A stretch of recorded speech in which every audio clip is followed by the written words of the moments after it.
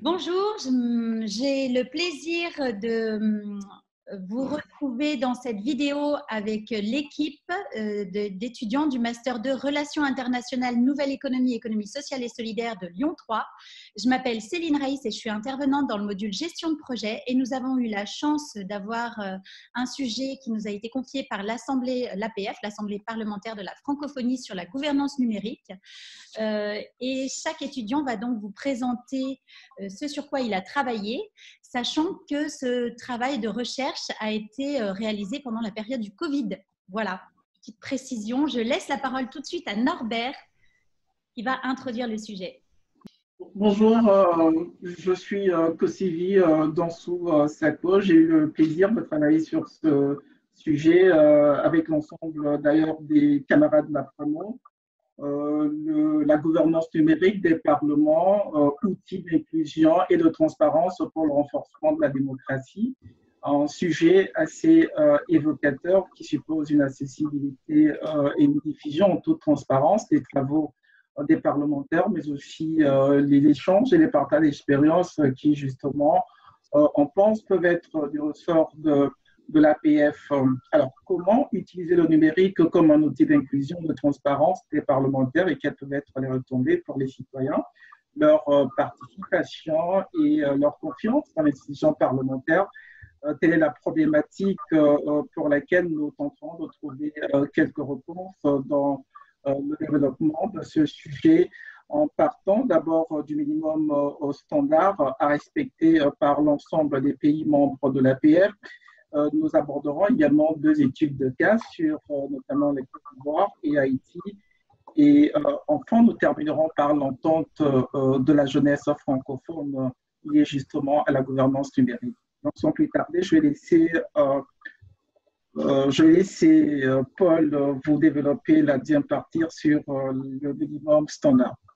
Alors, bonjour à tous, je m'appelle Paul Roch et je suis en charge de la partie sur la gouvernance numérique que j'ai centrée sur la dématérialisation en ligne des sites parlementaires des membres de l'APF.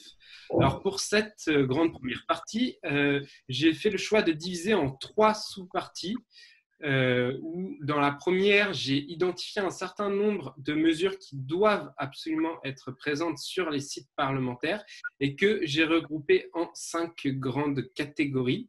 Ces 5 grandes catégories sont attribuées à un tableau ou plutôt une grille que je nommerai une grille d'auto-évaluation avec un barème qui aura pour but de définir le degré d'implication des nations membres de l'APF dans la dématérialisation de leurs sites parlementaires. Et enfin, dans un troisième temps, je me suis attelé à identifier finalement les potentiels inconnus, risques et limites que notre projet pouvait avoir, aussi bien sur le plan politique, technologique, environnemental et social. Donc, tout ceci fut le résultat d'un travail aussi bien de recherche que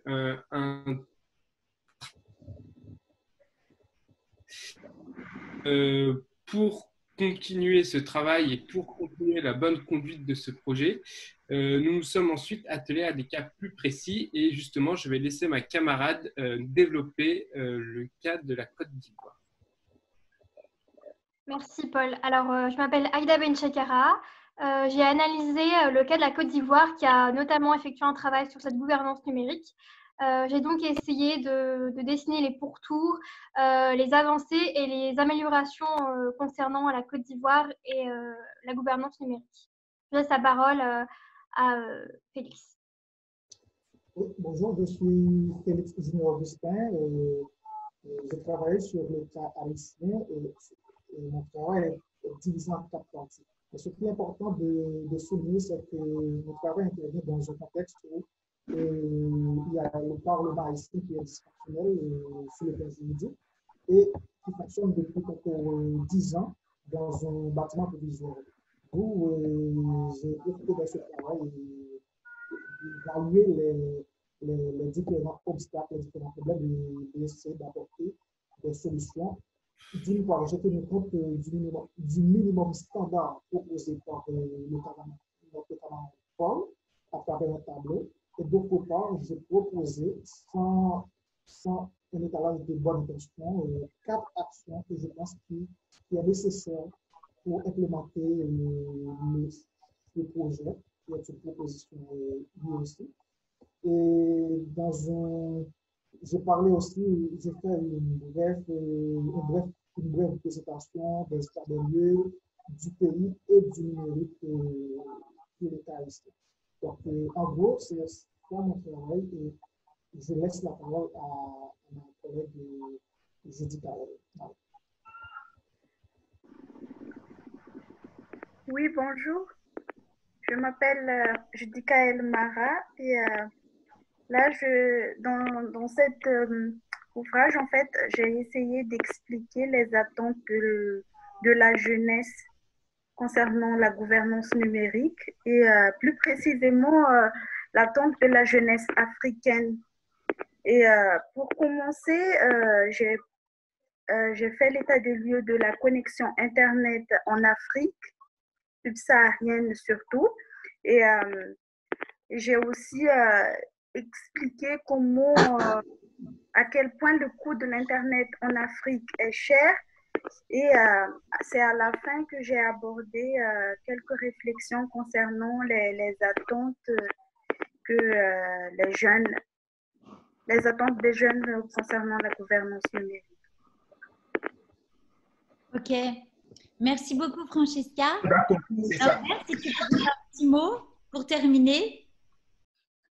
Alors, pour conclure tout ce que vient de relever l'ensemble de mes collègues, je dirais que si on était déjà convaincu dès le départ du rôle très important, ou en tout cas central de la gouvernance numérique, on l'a encore été plus avec la crise du Covid qui a montré combien donc, le numérique était au cœur de la gouvernance avec les décisions qui se prenaient, en tout cas de manière générale, on a vu avec le télétravail un certain nombre de dispositifs, tout cela grâce au numérique. Et donc aujourd'hui, nous pensons que l'APF se doit de centraliser, en tout cas à vue juste, donc de faire de ce sujet un élément important de son axe stratégique. Merci. Très bien. Bah, écoutez, je vous remercie chacun parce que vous avez beaucoup travaillé, je sais, dans des circonstances qui étaient difficiles et à distance. Hein, et ça reste un beau travail d'équipe. Et je vous remercie à nouveau. Je remercie l'APF et bien sûr le Master 2 UF de Lyon 3. Et je vous souhaite une très bonne lecture de ce rapport. Au revoir à tous.